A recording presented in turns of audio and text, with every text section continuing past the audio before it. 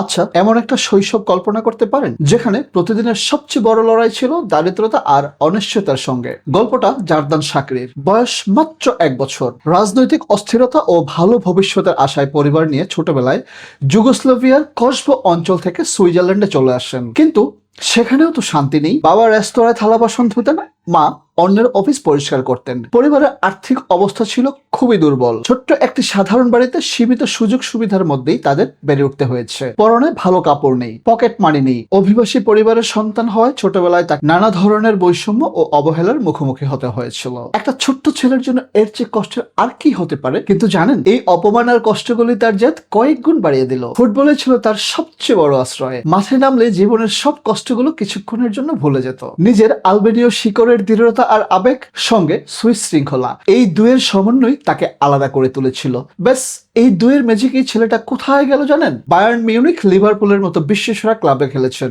জিতেছেন একাধিক champion league, আর বিশ্বকাপের মঞ্চেও নিজের দুর্দান্ত পারফরমেন্সে কোটি ভক্তের হৃদয় জয় করেছেন।